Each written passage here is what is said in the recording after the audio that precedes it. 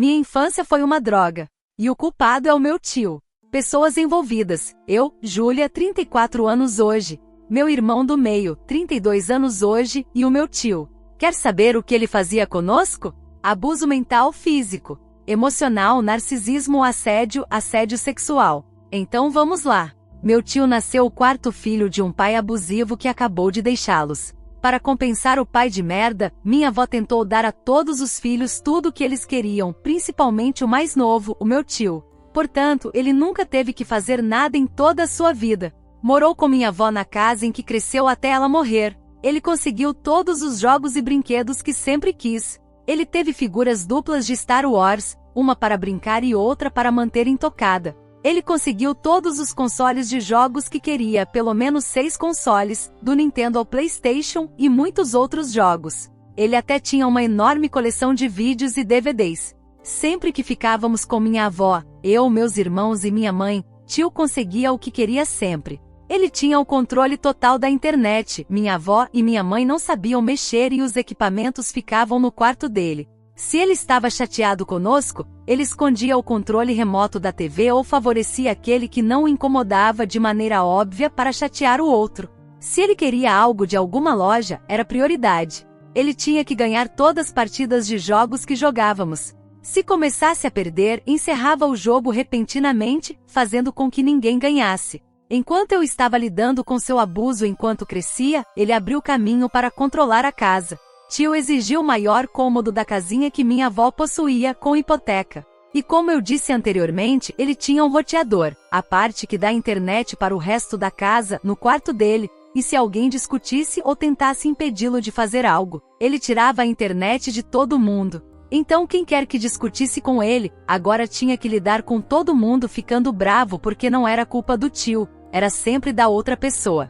Havia seções inteiras da geladeira que não podíamos usar ou comer, pois era seu estoque pessoal. Meus irmãos, que são autistas, tiveram que lidar constantemente com o fato de não terem espaço pessoal, comida pessoal e nenhum lugar para se esconder dele. Certo dia, ele descobriu o número do seguro social da minha mãe e dos meus irmãos e ameaçava usá-lo para dificultar a vida deles. Como ele conseguiu o número? Perguntou a minha avó, é claro. Ela estava com a saúde debilitada, era diabética e seus próprios músculos e ossos estavam se degradando. Então ela não pôde trabalhar depois de um tempo e ficou com deficiência. A maior parte de seu dinheiro ia para contas e interesses do tio.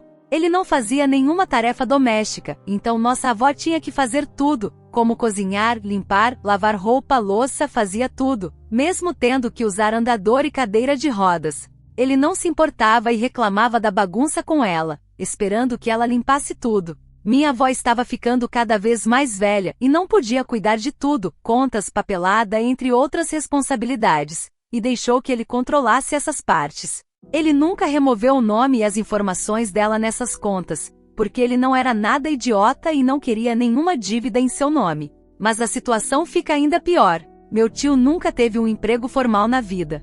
Quando ele era criança, ele conseguiu um emprego informal entregando jornais, mas minha avó distribuiu jornais para ele todas as manhãs por um longo tempo. Depois que perdeu esse emprego, não se deu ao trabalho de arrumar outro. Quando ele ficou velho o suficiente, ele se encontrou com um psicólogo para saber por que ele era narcisista. Ele disse ao conselheiro que se ouvisse crianças pequenas chorando, tinha vontade de estrangulá-las, e que ele está muito estressado com isso tudo. Ele pegava o dinheiro da minha avó, que estava literalmente incapacitada. Mas tudo isso é a ponta do iceberg. Realmente ele era muito pior. Ele se irritava comigo e com meus irmãos, em 2 ocasiões diferentes, ameaçou nos explodir. Uma vez em um carro, alegando que havia um botão perto dele, e outra vez ele afirmou que nosso umbigo era o gatilho. Sim, mentiras óbvias para adultos, mas para crianças de 5 a 7 anos, muito reais. Ele destruía qualquer coisa que construíssemos, como brinquedos, por exemplo, exigia que fizéssemos o que ele dissesse e se alguém não o fizesse, ele machucaria fisicamente a pessoa ou tentaria culpá-la por fazê-lo. Ele tentou me convencer a deixá-lo tocar em lugares inapropriados. Ele passou anos tentando conseguir algo, mas percebi que algo estava errado e comecei a tentar me distanciar dele. Começou devagar, como coçar as costas e me pedir para sentar na cama com ele logo atrás de mim. Então, coçando minhas costas por cima da camisa, notei que ele estava ficando muito feliz comigo sentado como eu estava. Não contei a ninguém porque, a essa altura, eu sabia que ninguém o impediria de fazer o que quisesse. Mas tentei garantir que ele não fizesse isso com nenhum dos meus irmãos. E quando eu tentei parar de ficar só com ele, minha avó tentou me culpar por ele ficar deprimido. Tentei explicar que não queria, mas ele fazia beicinho e tentava me culpar, só que não funcionou. Lembrando que ele é o mais novo de 4 filhos, um dos quais inclui minha mãe. Todos os outros cresceram em uma forma muito melhor do que ele, mentalmente e em termos de personalidade, e mesmo quando minha avó tentou impor regras, muito tarde, ele já estava no controle da casa. Com sua enorme coleção de brinquedos e jogos, ele pensou que muitas pessoas queriam sair com ele. Ele já havia irritado seus próprios amigos e teve que recorrer a brincar comigo e meu irmão do meio, crianças de 1/3 da idade dele, que não o impedia de ser mau e egoísta. Ele forçava a gente a lutar com ele no estilo WWE, mas não eram movimentos leves, de brincadeira. As imobilizações, socos e arremessos eram reais, como por exemplo mata-leão, chave de cabeça, entre outros golpes.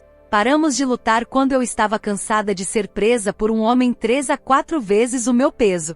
E quando a puberdade começou a bater, e bateu cedo, foi quando ele começou a tentar abusar de mim de todas as formas, conforme eu desenvolvia. Não parando de tentar brincar entre aspas fisicamente conosco, ele mudou para Super Soakers, arminha de brinquedo de jogar jato de água. Enquanto tínhamos água normal, ele colocou sauna dele e atirou livremente em nossos rostos. Adivinha quantas vezes ganhamos? Nunca. A resposta é nunca. Quando meu irmão tinha 7 anos e eu tinha 9 anos, passamos para os videogames porque não conseguíamos lidar com o jogo físico. Quase não ganhamos nestes também. Ele nos fez jogar os jogos que ele queria, mas assim que começávamos a descobrir como ganhar ou usar personagens que nos dassem uma chance de ganhar, ele trocava de jogo. Jogando Mario Party, se começássemos a ganhar, ou estivéssemos prestes a ganhar, ele encerrava o jogo. Assim que começamos a evitar isso, ele ficou amuado, ele era um mau perdedor. Mesmo ele ganhando, ele ainda era irritante. Tenho outro irmão que não mencionei no começo. O tempo todo, nosso tio nos ensinou a ignorar esse nosso irmão mais novo de 6 anos. Sinceramente, não tenho ideia do que meu irmão fez durante esse tempo, porque meu tio buscava de todas as formas fazer com que nenhum de nós dessemos atenção a ele. Lembro que o meu irmão mais novo tinha apenas 2 amigos que sempre estava com ele. Admito que sempre fui medrosa. Fale sobre zumbis por nem 5 minutos e eu tenho pesadelos durante a noite. Mas eu lutei para proteger meus irmãos do meu tio narcisista até o fim. Tiveram alguns momentos que ele nos fez assistir os seguintes filmes, mesmo não tendo idade para assisti-los: Exterminador do Futuro, todos os 3 primeiros filmes, Premonição 1, Premonição 2, Bruxa e Blair 2, Psicopata Americano, Pânico 1 e Pânico 2, entre outros. Ele nos forçava a assistir esses filmes com ele quando a minha mãe saía com minha avó para ir ao médico, isso era rotina por causa das doenças dela. E minha mãe nunca soube. Meu tio nos fez prometer não contar. Quando contei a ela anos depois 1/4 da merda que ele fez, ela disse que gostaria que eu tivesse contado a ela. Ela teria parado ou nunca mais voltaria a morar com nossa avó por algum tempo. Voltando à história, depois que tentei interromper suas tentativas de abuso, tentei colocar distância entre mim e ele. Mas eu literalmente tinha todos os adultos ao meu redor me dizendo como ele estava triste e como ele estava entediado, e ele só queria jogar. Tentei argumentar que queria sair com minha avó ou qualquer outra pessoa naquele dia, mas ela já estava muito fraca e ninguém quis me livrar dele. Eles insistiram para eu jogar com ele e foi o que fiz, mas nos meus termos. Na sala de estar, em cadeiras separadas e por tempo limitado. Jogamos jogos de tabuleiro e jogos na TV da sala, longe de quartos onde poderíamos ficar sozinhos. E ele não podia mais intimidar a mim ou ao meu irmão para deixá-lo vencer. Mas ele ainda tinha mais prática do que nós, então ele ainda ganhou bastante de qualquer maneira. Ele era tão mau, tão narcisista que até batia, beliscava ou dava queimaduras de corda na minha avó deficiente. Ela sempre teve cachorros e tinha um cachorro que não gostava quando ele fazia essas coisas. O cachorro rosnava e tentava defendê-la. Bem, um dia o cachorro partiu para cima dele quando ele batia nela. Nesse momento ele levou uma mordida em sua perna de forma leve que não chegou a deixar ferimentos visíveis. Mesmo assim o tio, exigiu que o cachorro fosse abatido o mais rápido possível. E isso aconteceu exatamente no dia do aniversário dela. Ele a fez sacrificar seu próprio cachorro no dia do seu aniversário. A minha avó caiu no choro nesse dia, ficou muito triste e nem conseguiu usufruir do seu dia mais especial. Com isso, ele teve toda a família contra essa atitude bizarra. Um dia, já de saco cheio de tudo isso, eu resolvi ir morar com minha tia, mas meus outros membros da família ainda tinham que lidar com o tio, pois eles queriam ajudar minha avó em seus últimos anos. Eu ficava sabendo que ele continuava aprontando todas, roubava dinheiro dele se quisesse comprar algo, e tentava colocar alguns membros da família contra outros em discussões estúpidas que se transformavam em alta tensão e amargura na casa. Quando minha avó morreu, ele vendeu algumas coisas dela por dinheiro. Ele não contou a nenhuma das concessionárias que ela havia morrido e simplesmente não pagou nada de suas dívidas. Tudo finalmente acabou quando minha mãe brigou com ele para sair da casa. Ele eventualmente teve que se mudar e tirar vantagem dos outros para viver sua vida livre. Como o nome dele não estava em nenhuma das contas, sua pontuação de crédito não sofreu com pagamentos perdidos, pois ele não pagou nada a ninguém.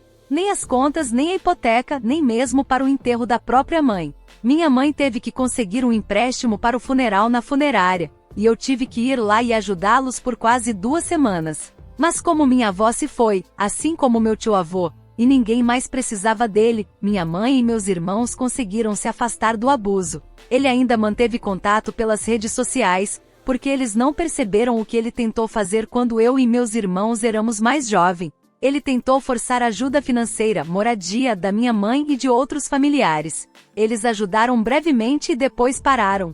Ele veio de onde estava morando com as coisas dele para onde minha mãe, eu e meus irmãos estavam morando e tentou tirar dinheiro de nós. Tentou sondar se havia espaço para ele morar lá também. Ele até perguntou se havia espaço no meu quarto para ele se mudar. Era louco e eu jamais permitiria isso. Quando ele visitou, ele ameaçou bater na perna ruim da minha mãe, que foi operada e estava com uma fixação especial de metal. Foi depois desse ponto, quando ele saiu, que contei à minha mãe o que ele realmente fazia quando éramos crianças. Ela ficou horrorizada e disse aos meus irmãos para cortar todo o contato e bloqueá-lo. Funcionou apenas parcialmente, pois ele sabia o endereço para enviar correspondência. Então, quando ele tentou pedir ajuda para mentir para o governo sobre como ele era deficiente, nós o ignoramos. Pelo que ouvia, ele tirou proveito da boa vontade dos outros e usando sua boa pontuação de crédito para conseguir lugares para ficar com o mínimo de esforço ou pagamento. Depois de um tempo descobri que ele abusou tanto dessas pessoas que estavam o ajudando que elas simplesmente não quiseram mais saber dele. Mas eu não me importo, ele sumiu e não tivemos notícias até hoje, então não faço ideia desde então. E para finalizar, não contei tudo aqui, teve outros abusos que ele cometia conosco, a história iria ficar muito grande. Mas me desabafei depois de tantos anos e aqui está o registro de toda essa história. Deixe sua opinião nos comentários e me diga o que achou dessa história. Se gostou do vídeo, se inscreva no canal, deixe o seu like e compartilhe com seus amigos. Nos vemos em breve.